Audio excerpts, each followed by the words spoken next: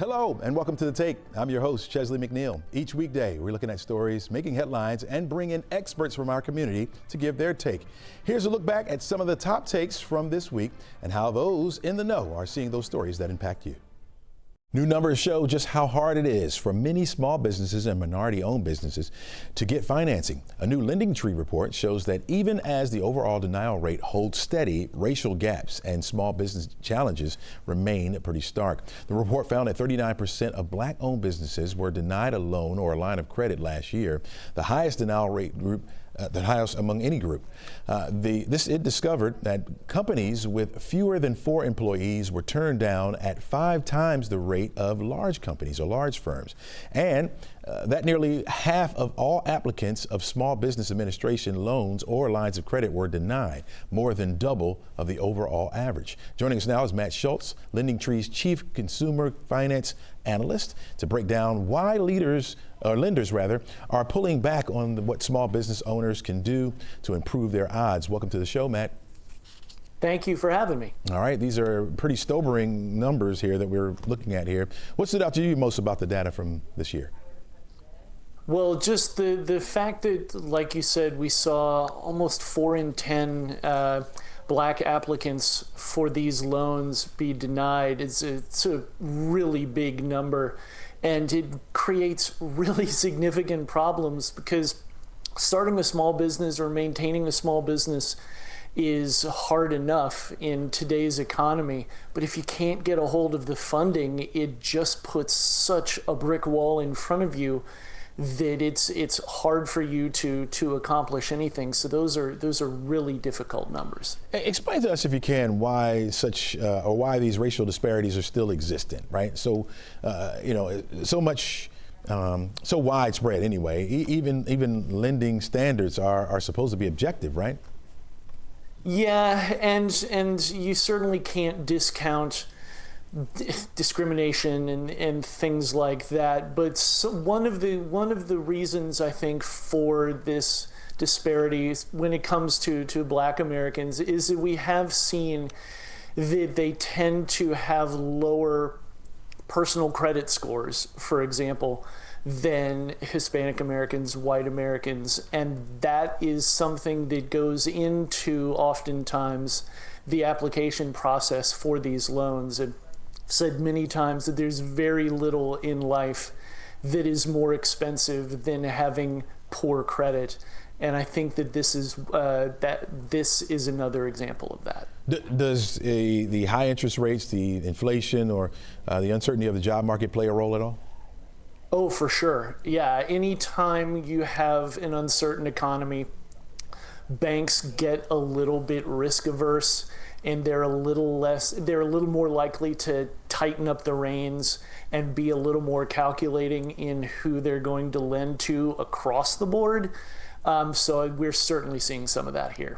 We talked about small business loan applications being turned away, double the overall average. Why are these government-backed loans still so difficult to secure? Well, I think that some of it is just about the unpredictability of the economy and of these businesses, and some of it is also maybe that people aren't necessarily fully understanding what qualifies for these loans. So it's possible that they could be asking for a loan that's too big. It's possible that they may actually be a big business instead of a small business and not qualified that way. Again, it's possible that they may not meet the credit standards that are needed. So there can be any number of reasons. What's the message you want to send to small and minority-owned businesses as a takeaway for this? Is there a reason for hope amid these challenges? Oh, there's always reason for hope, and the best thing you can do is get your business and your personal credit in line, have a thoughtful business plan, and also make sure that you understand the resources that are out there for you. Because small business loans aren't the only option. There's plenty of resources out there, whether it's funding, marketing, networking, training, on down the line that can help businesses in your area. So it's important to remember those.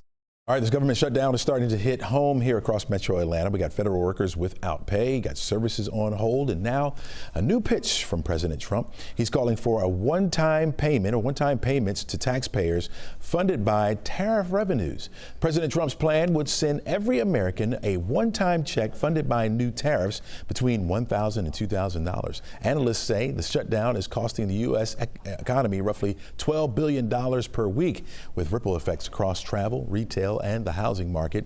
And it's hitting while recent surveys show nearly 2/3 of households have little financial cushion to play with here. Helping us to sort this all out and what it means for your wallet, we're joined by Atlanta's financial advisor and friend of the show, Andrew Pujols. Welcome back to the show, my friend. Leslie, good morning to you. All right, talk to us. How realistic is this plan for stimulus payments to be funded by tariffs? Look, President Trump throws a lot of stuff out there, right? You sit on social media, you'll see a lot of things going around. Now, is this realistic? Possibly. They might just pull this off. I'm concerned if they do. We can just go back to just a few years ago during COVID and all the stimulus money that was thrown out. This would be no different, in my opinion, than the stimulus that we had 4 years ago. If we all start getting $1,000, $2,000 checks, what happens to inflation again, and what kind of impact are we going to see? So while I know that no one's going to turn down a $2,000 check from the government, the question is, what will the aftermath look like in the months or the years following? Yeah, I'm sure if it came in, you wouldn't just throw that aside, right? No. Do you have any sort of time frame on it when it could happen? Could it happen anytime soon? I'd probably say that, in the coming months, I think probably likely sometime in 2026, if it were to happen, we'll go into midterms. Every administration and both sides of the aisle, Republicans and Democrats, are looking to get votes as we get, deeper into 2026. So if it happens, I would expect probably sometime next year. I think the concern bigger for me right now is the government shutdown and how long that's going to last, right? As you mentioned, it's having about a $12 billion impact per week. A lot of predictions are showing now that we might go somewhere around 27 to 32 days with the government shutdown, which means it takes us into the end of October, beginning of November. And let's not forget that we're only less than 100 days away from the beginning of starting of tax season. Yeah. That's going to impact every American out there when we get into tax season, and the IRS is massively behind the eight ball with tax season and being able to issue refunds and process returns. Yeah. Now, if Americans did receive this payment, how much of a boost would it realistically be to the economy, especially during the shutdown? Look, we might see a little bit of a boost, right? You got to figure if it's 1,000 or 2,000, it's probably a couple $100 billion. So we might see a little bit of a short-term boost, basically. But again, I'm more concerned about where do we, go with inflation. We have sort of kind of tamed down inflation from where it was, obviously at the peak of COVID. But we're still seeing impacts of inflation even today. Grocery store, insurance prices. High rents. So the effects are still lingering and they're still there. So if we reignite to some extent the economy with $2,000 checks going out to every taxpayer out there, what will happen in a year from now, right? Especially as interest rates come down further in 2026, because make no mistake, President Trump has said that he wants rate cuts to be super low. He's going to appoint someone as a new Fed chairman who's going to appease him and cut those rates. And what will happen when we reignite the economy and that inflation, probably as we go into 26, 27, 28. Yeah. All right. I'm going to take that person out and we'll put you in. Say you are advising the White House right now. What kind of aid or policy move would actually help families the most during the shutdown? What would you say? I think, look, lower interest rates obviously would go a long way, right? You're talking about rates are going to impact those who are trying to buy a home, those who have existing homes with equity who can refinance for a lower rate and get their payments down, which has a longer term impact on the economy. Small businesses who need to borrow, people with debt, people getting loans. So I would be more of an advocate of saying, hey, let's get rates down where everyone benefits versus a long term versus having some short term impact of, you get $1,000, I get $1,000, we go to the grocery store, in 2 weeks the money's all gone. Don't look now, but coyotes are on the rise and they're proving hard to get rid of. A new study, in fact, from the University of Georgia finds that even when coyotes are removed from an area, their populations quickly rebound, sometimes even stronger than they were before. Researchers say that could change the way or how wildlife agencies and neighborhoods approach management going forward. Joining us now is UGA postdoctoral research associate Heather Gaia, one of the lead authors on this study. Heather, welcome to the show. Thank you. Glad to be here. All right. Your research found that coyotes rebound very quickly, even after large-scale amounts of them are removed. What makes them so resilient compared to other predators?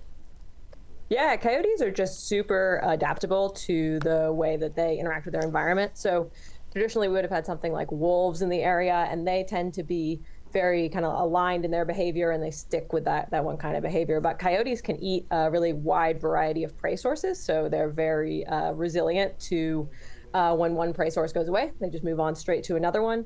They also have a very hierarchical kind of behavior structure. So when you remove coyotes, just sort of by taking pot shots at a couple of coyotes, you're accidentally, what you might do is remove the alphas of the group, and then suddenly a ton of coyotes are reproducing instead of just one or two coyotes reproducing as you would have in a stable population. So you kind of have this population of both really adaptable to the environment and then also behaviorally really adaptable to being removed from the environment. And they can also reproduce more when they're under stress. So they are very good at coming back when you try and get rid of them. Wow. All right. So we've seen, we have reports that they were seen in Buckhead all the way to Stone Mountain. Are these animals now a permanent resident here in Atlanta, Metro Atlanta? Yeah. I think it's safe to say that basically coyotes are just the new normal, something we just have to get used to. So traditionally we would have had wolves in this area and maybe some cougars, but we removed those a while ago. And then coyotes have been here since the early 90s, and they've really just taken up residence in all of these areas. We know that they're around the Atlanta area. They're using those sort of green spaces, even between kind of highway buffers and things like that. Mm-hmm. But the good news is that they're really good at avoiding people, and they really don't want to interact with people as much as they can. So we found that they're actually changing their behavior to interact with people as much as little as possible, so that they can avoid us as much as they can. I was going to say, wait a minute. Now, obviously, people are seeing them because it's being reported more and more. And if there's more of them, how likely are we to get into some kind of interaction with a coyote? Yeah, so I think that we're going to start seeing more people are going to just start seeing coyotes present in their area. So just seeing them run by, maybe you'll see them in your yard or just kind of on your commute to work. But in terms of negative interactions, so actually having an aggressive interaction with a coyote, those are very rare. And those we can still remove individual coyotes that might be causing problems. But on the whole, they really are pretty much like skittish dogs. So they really don't like anything new or novel. And so if there's something that's a little bit they're unsure about, they're just going to avoid the area as much as they can. So I don't think we're going to be seeing too many negative interactions, but maybe we should consider keeping our cats inside and our small dogs inside at night specifically. Yeah, I was going to say, now you said they are adaptable. So, would they just adapt to human life? To us, meaning that they kind of just see us and just kind of go away or whatever, like deer or whatever else is kind of in our area that we're used to seeing. Yeah. So pretty much all of the research so far kind of seems to indicate that overall coyotes will kind of take stock of what's going on. And if you have a sort of a routine and a habitat and they live in your area, they're going to try and avoid you. They're going to figure out, okay, you're active at these times, I'm going to be active at a very different time. But they will, if you're leaving out any kind of food, so if you're trying to supplement, you feed your deer, if you're trying to, even bird feeders, things like that, coyotes, a large part of their diet is actually not meat. It's just like berries and fruit and trash. They'll eat like crickets. They're eating all sorts of things. So if you're leaving food out in your yard, they're going to come and take advantage of that for sure. You talked about them saying, okay, you're active at this particular time, we're going to be active at this particular time. What are those times a year where they become a little bit more active, or would they adapt to just being more active at night? Yeah, so they definitely have adapted in terms of the timing during the day. So they definitely, when humans are active, they're trying to avoid that. So we would refer to them generally as crepuscular, meaning that they're most active in the evening and most active in the morning, but not really in between. So they're tending to become a lot more nocturnal and to avoid humans overall. Yeah, so they're definitely trying to just stay away from us as much as possible. But seasonally, you might start to see a little bit more activity in the summer when they're having their pups. So, they'll kind of be sticking around in the same areas. Their home ranges will really shrink down to just kind of maintaining their pups and staying near those areas. Whereas in the wintertime, they might be kind of roaming a little bit farther, exploring new territories, looking for possible mates and things like that. So we could possibly see them going up into the suburbs and that kind of thing. Yeah, I mean, a coyote home range is something that can really vary, but it can be, they can move over 50 miles in a night. Like that's very easy for them. We know genetically in terms of their populations that the population size of a coyote, like where if you were to circle and say this is a population, is larger than the state of South Carolina. So they're really they're over across the whole Southeast. You could say maybe that's a population of coyotes. So they're moving all over the place. The ones you see today might not be the same ones you see tomorrow. So just very, very large ranges, happily moving around. And the fact that they've been doing this for the past, 30 years or so, and there's really been relatively little issues, should give us some comfort, I think, about what the future is going to look like.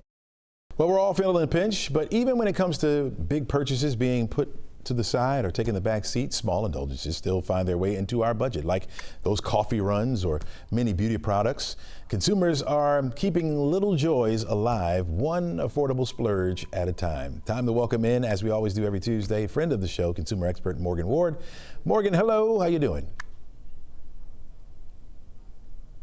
Okay. Well, we're waiting for Morgan to come in, but when she gets in, we'll be talking to her. But yeah, we're talking about these little splurges, and I believe that Morgan is in right now. All right, there you go. Hey, Morgan, how you doing? How are you? Thanks.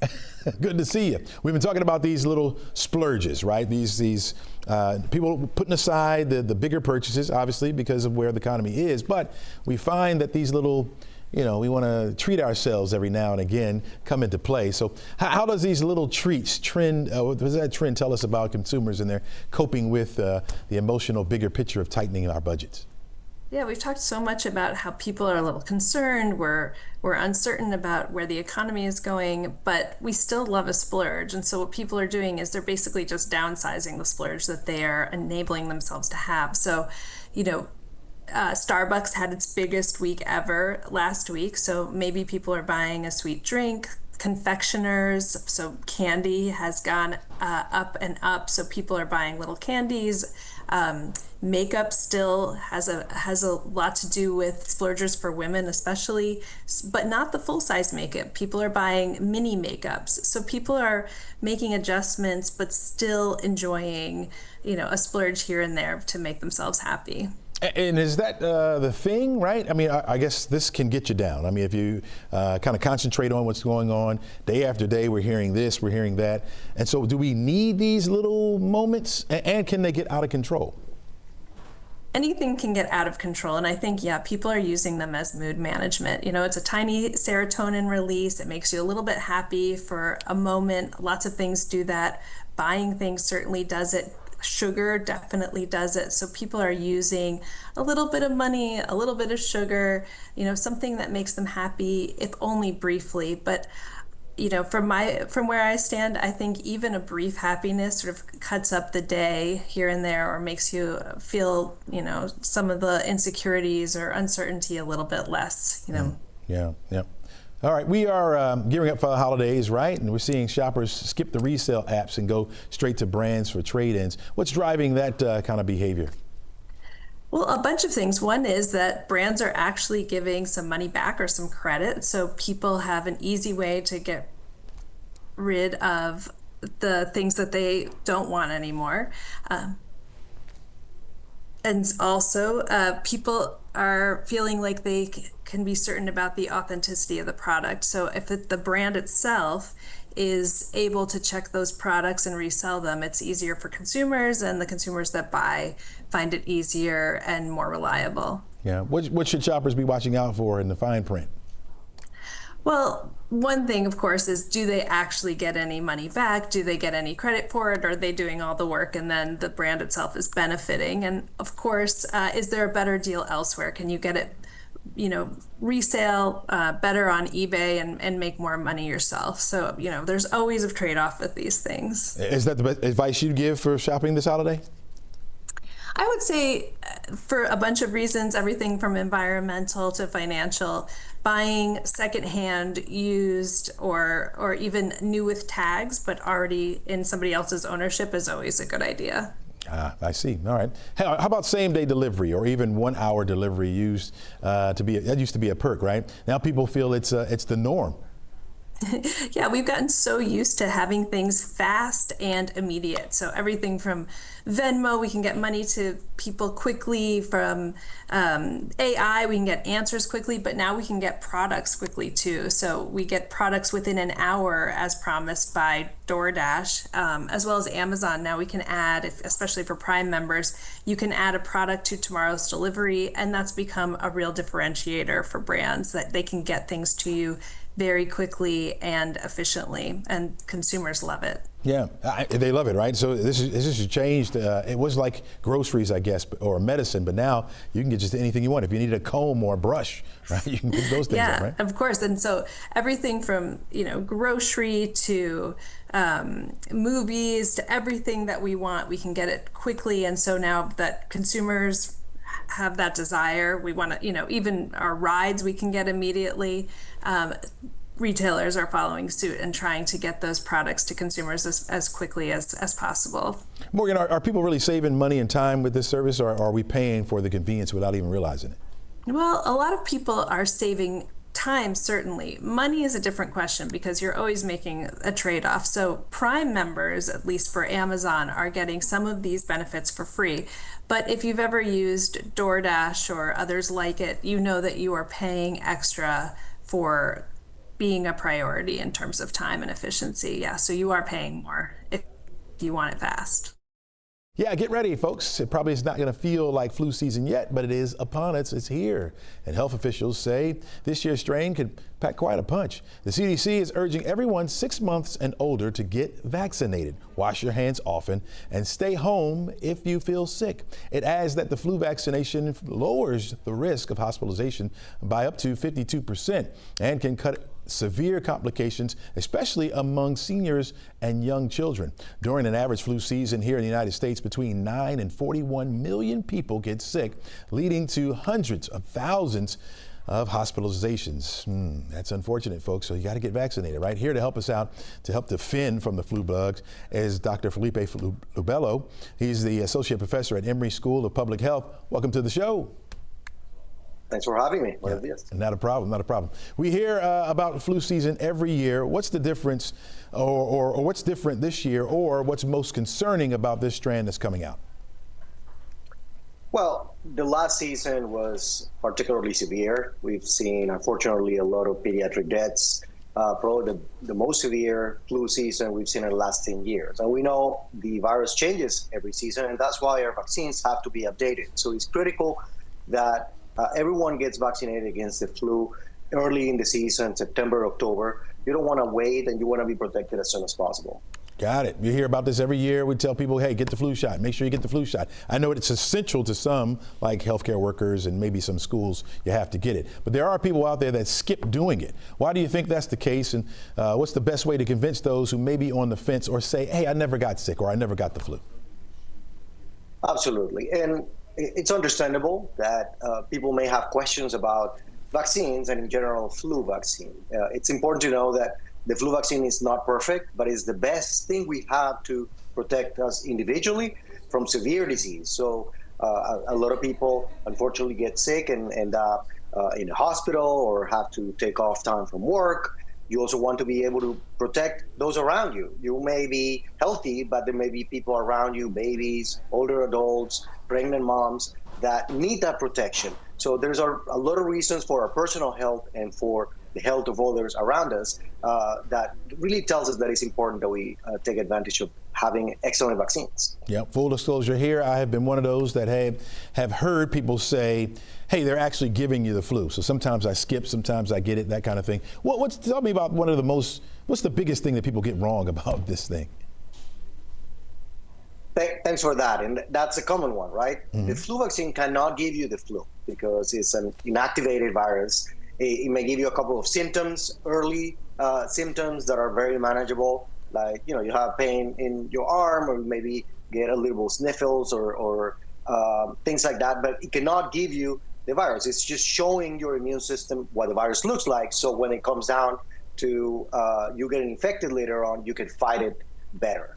And the other misconception is that it doesn't work. And the truth of the matter is that 90% of kids that unfortunately are hospitalized and die were unvaccinated.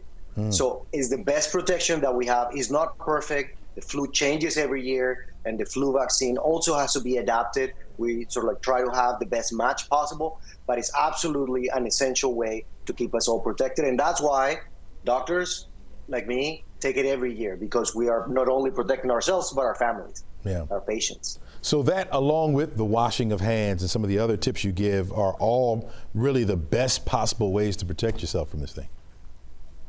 Correct. Yeah. We've learned during the pandemic and COVID that these viruses really transmit by us touching things that other people have touched. So washing your hands every day, repeatedly, if you've been around in congregate settings, is important. Obviously, if you're sick, if you have symptoms, stay at home. You don't want to propagate the virus. You don't want to get other people infected. And this is particularly true for kids. So stay at home, keep your kids at home, because you don't want outbreaks going on during the school season, because it's going to affect everyone. Yeah, and it's not just the flu, right? In recent years, we've seen overlapping outbreaks of flu, RSV, and also COVID-19. How do families protect themselves from all three? Absolutely. And all three viruses are circulating in Atlanta and in Georgia. We already are, of course, in the respiratory virus season. And the symptoms are very similar between those three viruses, right? So really the only way to tell is by going to a doctor and getting a test, or if you have a test at home.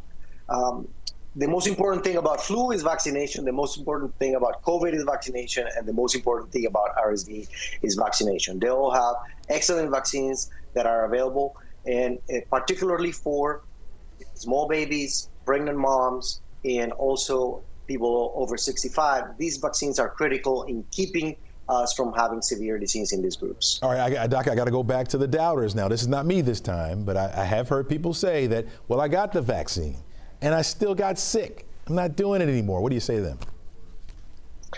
It may be true. So it may be because you got the vaccine, and really it takes a couple of weeks for the vaccine to work, for your immune system to rev up, and in order for you to be protected. So maybe you got the vaccine, and unfortunately you got in contact with the flu virus within that 2-week period. Or it may be that you didn't get as sick as you would have been if you didn't get the vaccine. And we see that often. Someone that has a pre-existing condition like diabetes or COPD or heart disease really can get hit really hard by flu. So you want to be protected. So even if you get infected, you're not going to get as sick. You're not going to be having complications or end up in the hospital or the ER. Are there two different types? Is there a high, I thought I heard earlier that there's a regular vaccine and then there's a high dose or something like that. What's the difference between those two? Correct. For certain groups, like people over 65, we have a high dose vaccine that essentially gives you a more potent vaccine, because again, we know that these are the group of people that can get really sick with the flu. We also have a new version of the vaccine that is a flu mist that you can take at home. Parents can also give it to their child, and it's a more convenient way. If you don't like those jobs or like going to the pharmacy, you can order and get it at home, and you sort of like spray it in the nose. So we now have more and more options to protect ourselves against the virus, and it's really a preventable, vaccine preventable disease, right? So we should really take advantage of the technology, of the availability, and protect ourselves and our families this season. All right. Doc, really appreciate all that insight, man. Some good stuff there. Really appreciate it. A lot of folks probably like me on the fence at times. You may have saved them right there. Well, the government shutdown doesn't just affect federal workers. It can also rattle your retirement account as well. Experts say even a short stall can ripple through markets and shake investors' confidence. Here with us now to help ease some of our financial nerves is April Reed Cruz. She's the CEO of Reed Financial Group with offices in Suwanee and also in Snellville. Welcome back to the show. Good to see you again, Chesley. All right. What do you say to clients who see red arrows on their retirement accounts and start to panic? How do you help them get some perspective on this thing? Well, interestingly, so far in this shutdown, we're not seeing a lot of that. I think there was a lot of anticipation as the government prepared to shut down, that there was a lot of concern about market volatility, and we really haven't seen a lot of that thus far. But when we do, the best course of action is to not use emotion and opinion to drive decision making. Make some prudent adjustments if possible, but don't make reactionary adjustments that can hurt you in the long run. So they're seeing what's happening now, and they're coming to you saying, hey, let's change this up, let's change that, and you're telling them, hey, wait on this thing, right? Just wait it out a little bit. There are a lot of great studies out there about this, about investor behavior and human behavior, where if we had a crystal ball, then what we would want to do is buy low and sell high at the exact perfect time. But what human emotion does when it drives our investing is exactly the opposite. People tend to buy when things are euphoric and they're comfortable, and they tend to sell when there's panic and fear. And there are a lot of studies that show the long-term impact that can have on a retirement plan. It's very difficult sometimes to remove the emotion and the opinion, especially when we're in times like we are right now. So having a strategy, understanding what your specific steps and what your specific protections are in place when there is market volatility is paramount in making sure that you don't fall into that trap, especially for the majority of people we work with who are retired or preparing to retire. There has to be a plan before things like this happen, and not a reaction, a rather proactiveness. April, we've seen shutdowns before. Do they leave any long-lasting scars on retirement savings, or does the market kind of bounce back quickly during these times? Typically, we see a good bounce back. And, again, a lot of it is surrounding fear and what might happen. We saw the same type of market movement based off of fear when everything started transpiring with tariffs earlier this year, and then it bounced back from there. So a lot of what we see is that emotional reaction in the stock market, not something that is a fundamental issue where we're going to see extended volatility. So in all likelihood, that's what we'll see. Yeah. Is this a good time for buying opportunities in solid, undervalued companies, or should people just wait for more stability to take place? Making major adjustments to your portfolio when there are short-term situations going on is typically not the best course of action, but it can't hurt to look for those buying opportunities. They always exist, and sometimes when we have anomalies like this, a shutdown, maybe it's one that'll be more extended than what we've seen in recent years. We don't know how long this will last, but it can't hurt to look at what those opportunities might be and make sure that you don't miss them. All right, tell me again, what's the key takeaway for everybody out there kind of shaking in their boots about this thing? Well, just have a plan, have a professional that you can talk to is very valuable. Somebody who can hold you accountable to making sure that you're not making emotional decisions that could have long-term impact, and really sticking to your strategies that you're confident in. If you're not confident in your strategies, maybe it's a good time to start to assess what adjustments that you need to make so that you can be more comfortable moving forward. You're looking at the tarmac right there at Hartsfield-Jackson, where all appears to be going smooth right now. About 2,500 flights arrive and depart each day from the world's busiest airport, seemingly with the greatest of ease. That was not the case last week at New York's LaGuardia Airport. Two regional jets from Atlanta-based Delta Airlines made contact on the taxiway, with the wing of one plane striking the fuselage of another. This left significant damage to both aircrafts. One flight attendant had a knee injury, and none of the other passengers were hurt. The National Transportation and Safety Board is investigating this incident. While this latest incident at LaGuardia ended without major injury, it's another reminder of how critical coordination and communication, especially on the ground at some of the world's busiest airports. We welcome in the former NTSB investigator and aviation expert, Greg Feith, back to the show. Welcome back. Hey, Chesley, how are you? Doing pretty good, Greg. When we see close calls like this, what does that tell us about the safety in and around America's airports right now? Well, right now we got a couple of issues going on, of course, with the shutdown and the controller shortage. That is presenting its own problems. But with regard to the on-ground collision at LaGuardia, communication is key here. And when you have a busy airport like Atlanta, like LaGuardia, Chicago, New York, doesn't matter. It's a choreographed dance between air traffic controllers and pilots, and it's really effective communication. Unfortunately, because of the complexity and the fact that LaGuardia, unlike Atlanta, is smaller as far as stature, you have runways and taxiways that are closer. Unfortunately, unless you have clear communication and pilots understand exactly what that controller wants, you're going to have issues like this. Greg, is it just me, or are we hearing more about these incidents taking place? I mean, it seems like this year alone, we've heard a lot about these close calls or even some of these accidents taking place. Or is it now just getting more attention, or has it been happening all along and we just didn't know about it? No, it's the spotlight is now on aviation because about the last 5 years, we've ramped up all of these events. And then, of course, at the beginning of the year with all of that run of accidents starting in DCA with the mid-air collision, and then we had Philadelphia, and then we had 10 fatal up in Alaska.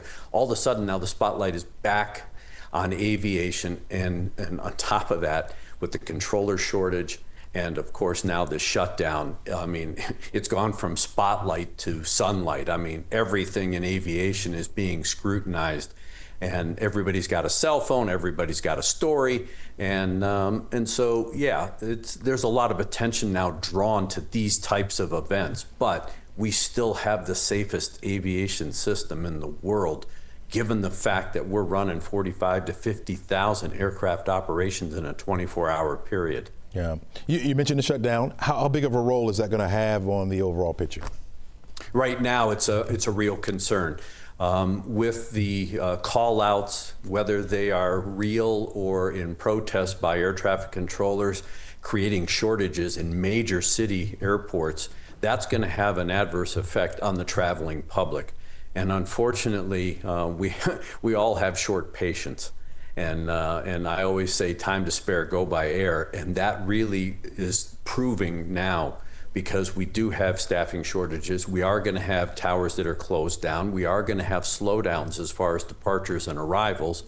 They'll slow aircraft down in trail, en route, to try and not saturate the system, especially at airports where there are shortages of controllers. So there's a lot going on, Chesley, in aviation right now, but the FAA is trying to manage it to maintain the highest levels of safety. Talked about the shortage. What does that look like for us? And a shortage along with people calling out sick, does that mean less planes take off now, or how does that work? Yeah, once we've seen this basically the last several days at major city airports, including here in Denver where I am, where we had ground stops. So you may have an airplane that's supposed to take off at 12 noon, but now they've ground stopped it till 12:30, 12:45, even 1 o'clock. What they're trying to do is slow the arrival rates and break up those high density times where you have peak flights, morning and evening, where you have a high concentration of flights, because they may not have enough controllers to handle those peaks. So they're trying to spread that traffic out. You may have less flights going into particular airports, and then of course the FAA, instead of having maybe 3 miles in trail as far as en route, you'll have them 5 miles, which means less airplanes going into and out of certain airports. Yeah, Greg, I got about 30 seconds left. Talk to the people real quick about incidents like this with the pending shutdown and the shortages and everything. What you want people to know about flying? I think right now it looks disastrous in the eyes of some people, that especially as the traveling public gets ramped up for holiday travel coming up. Again, you got to pre-plan, and you have to really have patience. Right now, it's not the airline's fault. It's not the FAA's fault. The fact is with this shutdown, we are not having a throughput of trained controllers coming through the academy and that kind of stuff. Plus, we've lost a number of instructors as well. So the shutdown does not help, but safety isn't compromised. Yes, we do have these events like at LaGuardia, but again, the whole system depends on communication, a choreographed dance between air traffic controllers and pilots. They're the two entities that really keep aviation safe here in the United States. It's more than just a trail. It's one of the largest urban redevelopment projects in America. The Atlanta Beltline started as a grad student vision and now is linking neighborhoods, jobs, and green space. The Beltline is planned to circle Atlanta with 22 miles of light rail and trail connecting more than 45 neighborhoods across the city. Since the first trail opened, the Beltline corridor has attracted over $9 billion in private investments, reshaping everything from housing to retail. As of last year, the project has delivered 74% of the 2023 affordable housing target, helping to keep long-time residents close to opportunity. While that may sound very impressive, there's one group pushing leaders to finish what they started, calling for light rail that links every neighborhood and not just a few. Here from the Beltline Rail now is Chair Matthew Rao. Welcome to the show. Thank you, Chesley. All right, let's start. Morning to you. Let's start with explaining why light rail is so important to the Beltline. So the Beltline is 22 miles, a loop, and light rail was always part of the vision from the very beginning. And that transit is what's needed to help us grow as a city. We upzoned the entire city, and now we've got density, and we've got people, and we can't extend the opportunity all the way around until we build the light rail all the way around. And we are ready to start on the east side, but now we're hearing from the mayor that he wants to change priority to start somewhere else. That transit connected to MARTA gets people to jobs, people to work, people to school, people to recreation and shopping. You're calling this, Matthew, you're calling this a make or break for the Beltline's full vision. What makes it so crucial right now? Because we're so far behind already, and we're on the 10-yard line, really. Where with the designers, the final design contract issued a couple of years ago, we can have trains operating to Ponce City Market and in that zone where we've created 25,000 jobs in 3 years. And we need to do it everywhere else, and we need to use this project to pull us along with creating momentum for the entire loop. And what we saw from the mayor this week is great, but it's not an either or, it's a both and. You called for a written budget commitment on this for this year. What does that look like in practical terms? So the way that the Beltline has been funded is with something called a TAD, and that's up for renewal. And we've called for Atlanta Beltline Inc. and the city to put money towards the design of the transit on the south side in the rest of the TAD. That means this year, next year, and the remaining 3 years after that, so that we can be ready to start building down there as soon as possible. Mayor Dickens has put $5.1 billion in neighborhood reinvestment initiatives, which hits on housing and jobs. Does the Beltline rail fit into that vision? It does. We saw that in the announcement this week. There's about 12 miles of light rail in the mayor's proposal with about $2 billion attached to it. But again, that is a longer term vision. It's going to take us 7 to 10 years to do what's in that plan. And in the meantime, we can build with money we already have, not depending on Washington, what we started out to do towards the east side and give access to the largest opportunity zone in the city to everyone who can get to Peachtree Center, MARTA. Speaking of that money, right, we understand that the Beltline has already sparked more than $9 billion in private investments. How does finishing the loop ensure those gains don't just benefit certain zip codes?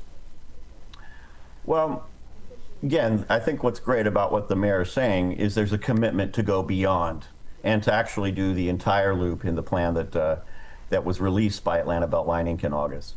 And the way you ensure that, Chesley, is you start building where you can and you make smart building choices. You go to places you know are going to be successful, where people want to go, need to go. And right now, that's the East Side Trail, because there is so much growth there. And we think that by connecting that to everything else and building the rest as soon as we can, that's the right recipe for success. All right, we got about a minute. Time to wait. Gotcha. We got about a minute left. You said build it all. Let's connect Atlanta. No more excuses. So if the city were to act tomorrow, what would Atlanta look like 5 years from now with that full Beltline and rail in place? Well, we'd have Peachtree Center to Ponce City Market trains going back and forth every 12 minutes. We would have construction starting on the south side about in a year from that point, in 5 years, and we will start to be poised to connect our city with the light rail that has always been contemplated. That's what that would look like 5 years from now. If we don't build on the east side, we're still going to be drawing lines on paper 5 years from now. And we just can't afford to do that. We're growing too fast, and there's too much opportunity lost as we go. And it gets more expensive every year we wait. Yeah. Realistically, when do you think things would begin? Well, I don't think anything's going to happen before the election. And I think that in next year, when a new council is seated and there's some more pro-transit candidates on that council, we'll see a push again to get moving again. And if we do that, we can be through the rest of the design in another year and start building and be under construction midway through Mayor Dickens' second term. TikTok and other social media challenges can be fun, especially when it comes to those various dance moves that people are doing or challenges like that, or even when they raise money for charities. But when they become dangerous, that's really when they need to be banned. Stuff like subway surfing. Have you heard of that yet?